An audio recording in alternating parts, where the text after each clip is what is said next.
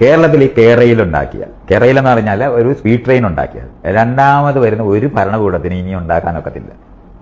അതുകൊണ്ടാണ് പ്രതിപക്ഷം ബഹളം വയ്ക്കുന്നതെന്ന് വിചാരിക്കുന്ന ഒരാളാണ് ഞാൻ.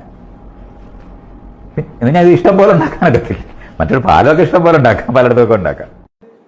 കേരളയിൽ ഇനി ആര് വിചാരിച്ചാലും ഇവിടെ വരില്ല. അത് ഞങ്ങൾ അന്നേ പറഞ്ഞില്ലേ. കേരളയിൽ ഞങ്ങൾ തന്നെയാണ് മുടക്കിയത്. കേരളയിൽ മുടക്കിയെന്ന് മാത്രമല്ല, കേരളയിലെ ഒരാണിയും ഇനി പൊന്തില്ല. ഇനി കേരളയിൽ ഇവര് തമ്മിൽ ധാരണയായ പറയാൻ പറ്റില്ലല്ലോ. ഇവര് തമ്മിൽ എപ്പോൾ ധാരണയായിട്ട് കേരളയിലുമായിട്ട് ഇങ്ങോട്ട് വന്നാൽ ഇവരെ രണ്ടുപേരെയും ഞങ്ങൾ ശക്തിയായിട്ട് എതിർക്കും. കേരളത്തിൽ കൊണ്ടുവരാൻ ഞങ്ങൾ സമ്മതിക്കും. രാജ്യത്തെ പ്രധാന സ്റ്റേഷൻ എന്ന് റെയിൽവേ മേനി പറയുന്ന ഷൊർണൂരിലെത്തിയാൽ മനസ്സിലാകും മലബാറിലെ ട്രെയിൻ യാത്രക്കാരോടുള്ള അവഗണന.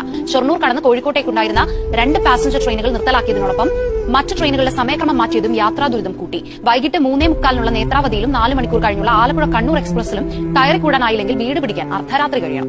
സാധാരണക്കാരായ ആയിരക്കണക്കിന് യാത്രക്കാർ ആശ്രയിക്കുന്ന എറണാകുളം കായംകുളം പാസഞ്ചർ വഴിയിൽ പിടിച്ചിട്ടാണ് ആലപ്പുഴയിൽ നിന്ന് എറണാകുളത്തേക്ക് വന്ദേ ഭാരതിന് വഴിയൊരുക്കുന്നത്. വൈകിട്ട് ജോലി കഴിഞ്ഞ് വീട്ടിലേക്ക് മടങ്ങുന്ന സ്ത്രീകളടക്കം മണിക്കൂറുകൾ താമസിച്ച് പാതിരാത്രിയാവും വീടെത്താൻ. സംസ്ഥാനത്ത് ട്രെയിനുകളിലെ ജനറൽ കോച്ചുകളിൽ യാത്ര ചെയ്യുന്നവർ കടുത്ത ദുരിതത്തിലാണ്. ജനറൽ കമ്പാർട്ട്മെന്റുകളുടെ എണ്ണം കുറച്ചോടെ കാല് കുത്താൻ ഇടമില്ലാതെ തിങ്ങിഞ്ഞെരുങ്ങിയാണ് യാത്ര. AC കോച്ചുകളുടെ എണ്ണം കൂട്ടി വരുമാനം വർദ്ധിപ്പിക്കാനാണ് ജനറൽ കമ്പാർട്ട്മെന്റുകൾ വെട്ടിക്കുറച്ചതെന്ന് യാത്രക്കാർ ആരോപിക്കുന്നു. സൂചി കുത്താൻ ഇടമില്ലാത്ത വിധം തിരക്കേറിയ മംഗലാപുരം നാഗർകോവിൽ പരശുറാം എക്സ്പ്രസിൽ യാത്രക്കാർക്ക് നരകയാത്രയാണ്. ആളുകൾ കുഴഞ്ഞു വീഴുന്ന നിലയിലേക്ക് വരെ തിരക്ക്. ട്രെയിനിൽ മുതിർന്ന പൌരന്മാർക്ക് ടിക്കറ്റ് നിരക്കിലുണ്ടായിരുന്ന ഇളവുകൾ ഇപ്പോൾ